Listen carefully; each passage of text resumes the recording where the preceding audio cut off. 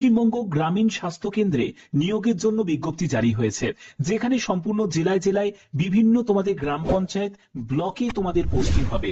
প্রত্যেকে আবেদন করতে পারো। তোমার যোগ্যতা যদি মাধ্যমিক হয়ে থাকে তাহলে প্রত্যেকে এখানে এলিজিবল। প্রত্যেকটি তথ্য এই ভিডিওর মাধ্যমে তুলে ধরা হবে, কারণ তোমরা জানো আমি প্রতিদিন বিভিন্ন আপডেটগুলো প্রোভাইড করে থাকি। সেটা সেন্ট্রাল লেভেল আপডেট হোক, ডিস্ট্রিক্ট লেভেল আপডেট হোক বা স্টেট লেভেল আপডেট হোক, এরকমই যদি প্রতিদিন বিভিন্ন আপডেট পেতে চাও অবশ্যই বলবো চ্যানেলটাকে সাবস্ক্রাইব করে এখনই বেল আইকনটাকে অল করে নাও। চলো মূল পিডিএফ এ চলে যাচ্ছি। দেখতেই পাচ্ছ যে পিডিএফটা ওপেন করে নিয়েছি। এখানে তোমাদের বলে রাখি, তোমরা যারা যারা আবেদন করবে এখানে যোগ্যতা হলো মাধ্যমিক পাস। তোমরা দেখতেই পাচ্ছ যদি তুমি 10th পাস করে থাকো তাহলে প্রত্যেকে আবেদন করতে পারবে। এখানে 10th পাশের তোমাদের মার্কশিট প্রয়োজন আছে। এরপরে হচ্ছে মাধ্যমিকের অ্যাডমিট কার্ড বা তোমাদের বয়সের প্রমাণপত্র লাগছে, 5 টাকার ডাক টিকিট এবং নিজ ঠিকানা লেখা একটা খাম সেটাও তোমাদের লাগছে। তারপরে অ্যাডমিট কার্ডের জন্য তোমাদের একটি পাসপোর্ট সাইজের ছবি লাগছে, 2 কপি তোমাদের পাসপোর্ট সাইজের ছবি লাগবে, এবং তোমাদের ভোটার কার্ড, রেশন কার্ড লাগবে। এসসি এসটি যারা ক্যান্ডিডেট তাদের সার্টিফিকেট লাগবে। তো এই সব তোমাদের ডকুমেন্টস তোমাদের প্রয়োজন আছে। এছাড়া তোমাদের যদি স্বনির্ভর গোষ্ঠীর কোনো সার্টিফিকেট থাকে সেটাও তোমাদের প্রয়োজন আছে যদি থাকে। ঠিক আছে, তো এগুলো হচ্ছে তোমাদের ডকুমেন্টস গুলো অবশ্যই এখানে নিড আছে যারা যারা আবেদন করতে চাও। এবার তোমরা দেখতে পাচ্ছ একটি অ্যাপ্লিকেশন ফর্ম। এই ফর্মটার উপর ভিত্তি করেই কিন্তু তোমাদের পরবর্তী রাউন্ডের জন্য ডাকা হবে। তার জন্য এই ফর্মটা ফিল আপের মানে গুরুত্ব কিন্তু অনেক বেশি। এবার দেখো, এখানে তোমাদের যেহেতু তোমাদের সম্পূর্ণ যে গ্রামীণ যেসব স্বাস্থ্য কেন্দ্র আছে সেই সব স্বাস্থ্য কেন্দ্রে নিয়োগ করা হচ্ছে, এবং সেগুলো তোমাদের বিভিন্ন জেলার যেসব ব্লক অফিস আছে সেখানেই তোমাদের যেসব গ্রামীণ স্বাস্থ্য কেন্দ্র আছে সেখানেই তোমাদের পোস্টিং হবে। এবার এখানে আবেদন করার জন্য প্রথমে আবেদনকারীর যে নাম সেটা ইংরেজিতে লিখবে, মহকুমার নাম লিখবে, স্বামীর নাম লিখবে, পিতার নাম লিখবে। তারপরে হচ্ছে সাধারণ বসবাসের যে ঠিকানা, মানে তোমার গ্রাম, তোমার পোস্ট অফিস, তোমার থানা, তারপরে হচ্ছে তোমাদের দেখো জেলা হাওড়া, পিনকোড নাম্বার, এগুলো তোমাকে এখানে লিখে দিতে হবে। তারপরে হচ্ছে তোমাদের টেলিফোন নাম্বার, দেখো যোগাযোগের জন্য মোবাইল নাম্বারটা খুবই ইম্পর্টেন্ট। উপস্বাস্থ্য কেন্দ্র সেটা কিন্তু তোমাদের নাম এখানে লিখতে হবে। তুমি যদি বিবাহিত হয়ে থাকো তাহলে বিবাহিত দেবে, বিবাহ বিচ্ছিন্ন হলে সেটা দেবে, বিধবা হলে সেটা দেবে। তারপরে হচ্ছে তোমাদের সাবসেন্টার হতে বসবাস ঠিকানার হাঁটা পথের দূরত্ব কত। প্রথমে তোমাদের যে সাবসেন্টার সেটার নামটা উল্লেখ করবে এবং কত কিলোমিটার ডিস্টেন্স তোমার বসবাসের জায়গা থেকে কতটা দূরত্বে আছে সাবসেন্টার সেটা কিন্তু কিলোমিটারে এখানে লিখে দেয়। তো এরপরে হচ্ছে এসসি এসটি যারা আছো তাদের এসসি এসটি সার্টিফিকেটের নাম্বার মেনশন করতে হবে, রেশন কার্ডের নাম্বার মেনশন করতে হবে। 1/1/2025 হিসাবে তোমার বয়স কত হচ্ছে সেই বয়সটা এখানে ক্যালকুলেশন করে বসিয়ে দিতে হবে। এরপরে হচ্ছে তোমরা যারা যারা ভোটার লিস্টের মধ্যে আছো সেই ভোটার লিস্টের অংশ নাম্বার, ক্রমিক নাম্বার, এগুলো তোমাকে বসাতে হবে। এগুলো করার পরে তোমাদের এখানে তারিখ এবং গৃহীত তোমাদের মাধ্যমিক পরীক্ষার যে প্রাপ্ত মোট নাম্বার সেটা এখানে উল্লেখ করতে হবে।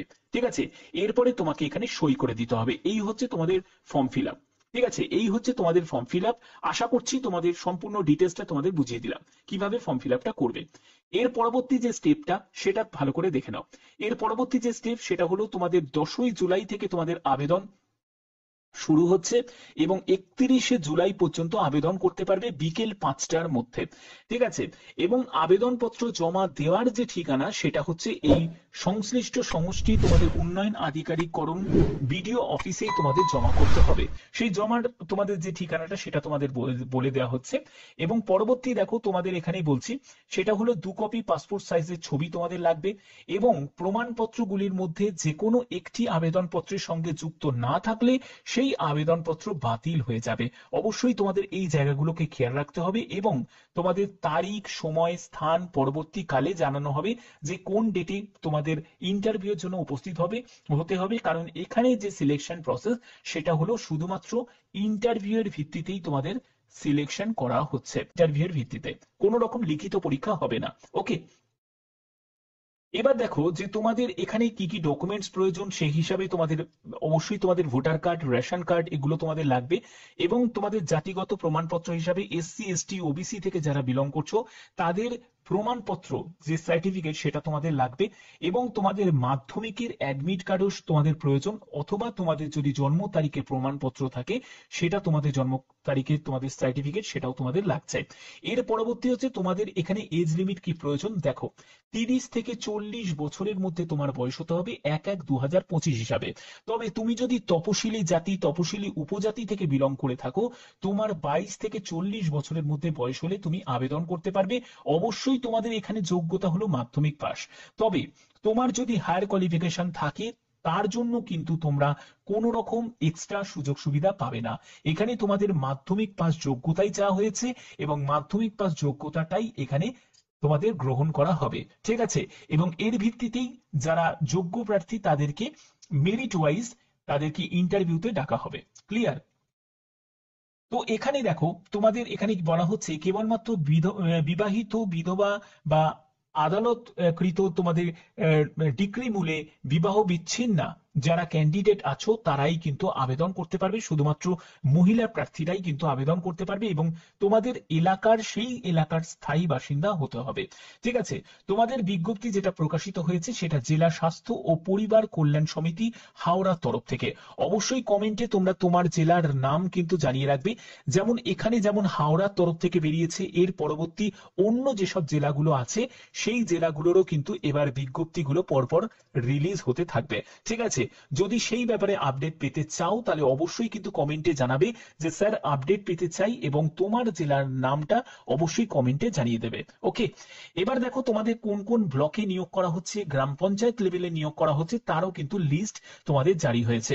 যেখানে তোমরা দেখতে পাচ্ছ তোমাদের এখানে ব্লকের নেমগুলো দেওয়া আছে এবং কোন গ্রাম পঞ্চায়েতে নিয়োগগুলো করা হচ্ছে গ্রাম পঞ্চায়েতের নেম দেওয়া আছে, সাব সেন্টারের নেমগুলো দেওয়া আছে, ভিলেজের নেম দেওয়া আছে, এবং তোমাদের সীমাবদ্ধ পরিষেবা এলাকা সেগুলোও কিন্তু তোমাদের এখানে দেয়া আছে।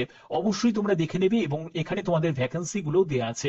অবশ্যই ভালো করে চেক আউট করে এই জেলা মধ্যে বা এই ব্লক গ্রাম পঞ্চায়েতের মধ্যে যদি তুমি বিলং করে থাকো তাহলে অবশ্যই এই ভিডিওটা তোমার জন্য, তোমরা প্রত্যেকে আবেদন করতে পারো। টোটাল শূন্যপদ হচ্ছে 25, ঠিক আছে। এবং এই সব জায়গায় কিন্তু তোমাদের বিভিন্ন যেসব হেলথ সেন্টার আছে সেখানেই তোমাদের পোস্টিং হয়ে যাবে, ঠিক আছে। দেখো এটা যেমন হাওড়া জেলার বেরিয়েছে, এরকম কিন্তু বাদবাকি জেলাগুলোরও কিন্তু পরপর স্টেপ বাই স্টেপ বেরোতে থাকবে। তার জন্যই বলছি যে কোনো আপডেট পাওয়ার জন্য অবশ্যই তোমরা চ্যানেলটাকে সাবস্ক্রাইব করে রাখবে, বেল আইকনটাকে অল করে রাখবে, যাতে বিভিন্ন জেলার আপডেটগুলো তোমাদের কাছে পৌঁছে দিতে পারি, ঠিক আছে। তো এই যে তোমাদের যে কর্মীতে নিয়োগ করা হচ্ছে, আশা কর্মীতে নিয়োগ করা হচ্ছে, যেখানে তোমরা মহিলা প্রার্থী তারা আবেদন করতে পারবে। এবার তোমাদের প্রশ্ন জাগবে যে স্যার এখানে কি কোনো পুরুষ প্রার্থীদেরও কি নিয়োগ করা হয়। দেখো পুরুষ প্রার্থীদের নিয়োগ করার জন্য তোমাদের বিভিন্ন গ্রুপ ডি স্টাফেরও প্রয়োজন হয়। এই গ্রুপ ডি স্টাফের যখন কোনো আপডেট যখন আসবে বা এই নিয়োগ সংক্রান্ত কোনো যদি কোনো ইনফরমেশন আসে অবশ্যই সেই ইনফরমেশনও তোমাদের কাছে পৌঁছে দেবো। কারণ একটা হেলথ সেন্টারে যেমন তোমাদের ফিমেল কর্মী যেমন দরকার হয় ঠিক তেমনি মেল কর্মীরও দরকার হয়, এবং সেগুলোকে পূরণ করার জন্য নিশ্চয়ই তোমাদের কোনো রিক্রুটমেন্ট নোটিফিকেশন জারি হবে এবং সেখানে মেল ক্যান্ডিডেটরাও আবেদন করতে পারবে। আর এরকমই যদি কোনো ইনফরমেশন আসে অবশ্যই সেই ইনফরমেশন তোমাদের কাছে পৌঁছে দেবো। তার জন্য করতে হবে তোমাদের চ্যানেলটাকে সাবস্ক্রাইব করে রাখতে হবে, বেল আইকনটাকে অল করে রাখতে হবে, যাতে প্রতিদিন তোমাদের বিভিন্ন আপডেটগুলো পৌঁছে দিতে পারি।